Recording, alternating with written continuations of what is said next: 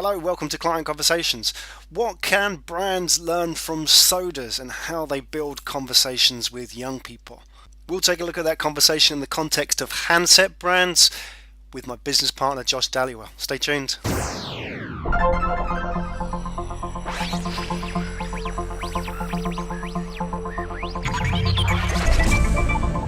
Upstart Radio. Hello, this is Graham Brown from Mobile Youth. Today I'm here with Josh Dallywell, Mobile Youth 2. We're talking about client conversations. Josh, how are you doing? Yeah, very good, Graham. Very good. Excellent. What have you come across recently in talking to clients that you think is of interest to the listeners here? Okay, now Mobile Youth, we're probably having, several hundred conversations with our clients on a weekly basis. Okay, and we thought it'd be interesting to actually look at some of those problems that some of our clients are facing. One that struck a chord with me this week is a leading handset manufacturer. Okay, now handset market, it has been suffering from what I would call kind of sort of the iPhone effect. Right. Okay. Suddenly they've got a major new competitor with a very slick advertising campaign, a very slick device, and a product and a brand that consumers trust. Mm-hmm. Okay. Now, the conversation I had with this particular brand was, as a result of the iPhone effect, they're losing market share. But secondly, I guess the real problem is they don't know what young people think about their brand or their products. Right. Okay. So what they've got is a set of results which appear every quarter, okay, which show a declining market share. They've tried to counter that decline by spending money on new products, okay, and also a very slick new advertising campaign. Okay. So let's have a look at that iPhone effect, because that's intriguing.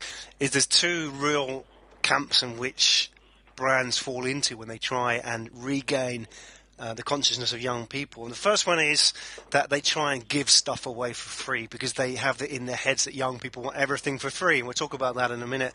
And the second one is they look at the market leaders and they look at the superficial nature of how they do their marketing and product development, and they copy that. And a good example being, well, young people want the touch interface. They want something that looks like the iPod Touch or the iPhone, therefore we're going to copy it. And we've seen leading handset brands who are clients who have actually changed their product development strategy and tried to mimic Apple and really sort of throw away a lot of the goodwill that they've had with young people.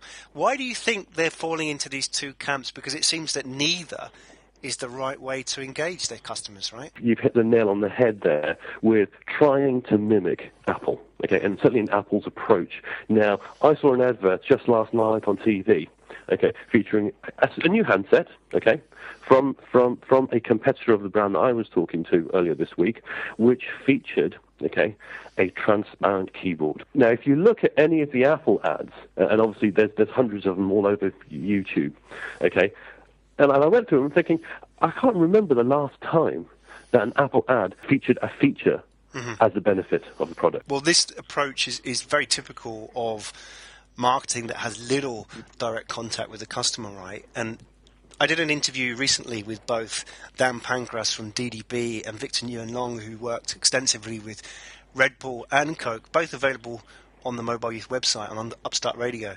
And basically what became apparent from their insights was that if you want to improve your product development, if you want to make your marketing more effective, the quickest, the most direct route to doing that is not spending more money on focus groups, but getting your people out into the field and getting them first-hand experience, because the examples that they provide, Red Bull, Target, JetBlue, whoever it may be, these companies spend a lot in getting their people direct access to the customers. I'm just wondering about the conversations that you've had with the handset manufacturers recently. What do you think would be the typical objection that they would say to this? It's not my job to do that. Yeah.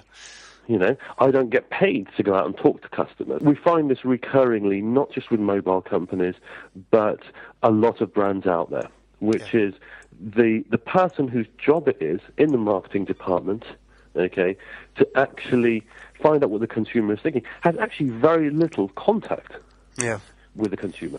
Yeah, surprisingly so. And well, the consumer's not going to come into your office, No. To you sat at your desk and tell you what they want and what they think, are they? To understand what you can change and make things better, you first have to understand what's causing it. And I think that the causes are twofold, and this is highlighted in our research. Firstly, it's cultural, and that is a culture within an organisation which promotes a certain way of building relationships or not building relationships with customers. And then secondly, underlying all of this is the DNA of the organisation, which is the metrics that you choose to measure the performance of the people involved in it. Because it's all very well talking about brands, but ultimately it's people who make brands. And if your marketing manager or your consumer insights manager, his or her success is measured by, for example, awareness or market share. It doesn't matter if you talk about social media or building relationships, because ultimately at the end of the day, all their activity will gravitate towards activity that gets them promoted. So let's go back to that. I was talking to Dan Pancras in the DDB interview last week, and what was interesting there, he quoted, which really sort of stuck with me, he said, look, we've got to move away from an attitude of marketing where we deal with young people as a destination for our marketing messages and move towards an attitude where we treat them as partners in production. Do you think this approach could yield benefits with a handset manufacturer? I certainly think it could be, but I guess the question that might come back is, how do I do that? Right. Okay, so where do I start? So the first thing is to deal with the metrics, because that's really what's either propelling you or holding you back. And one more thing that we feature in the mobile youth research is the trust quotient. And basically trust quotient is that you can ask 100 people out of a score of 0 to 10, how do you trust this brand?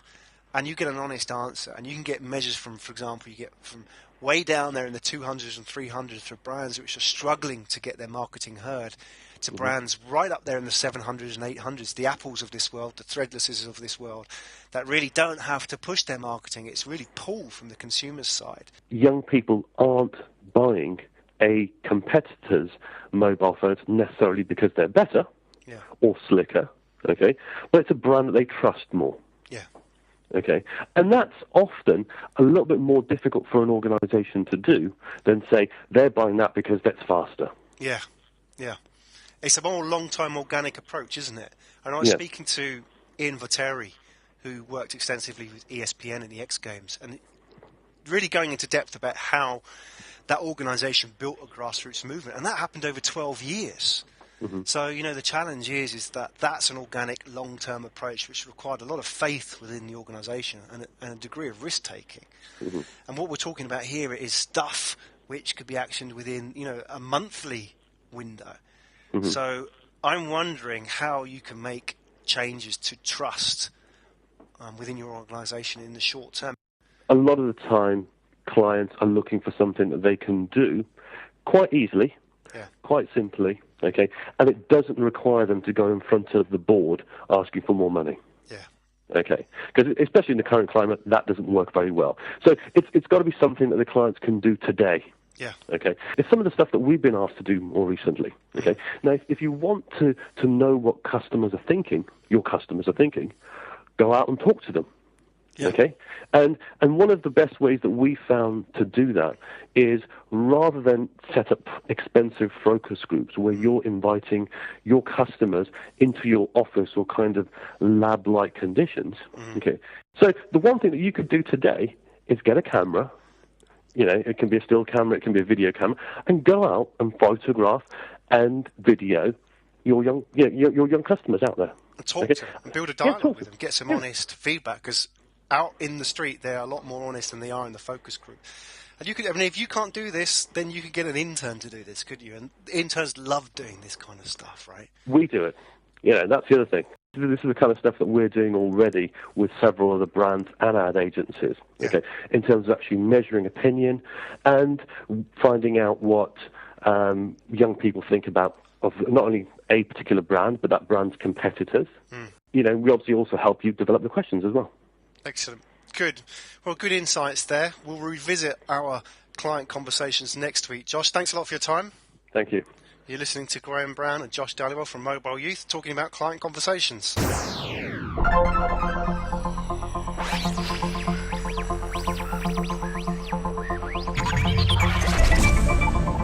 Upstart Radio.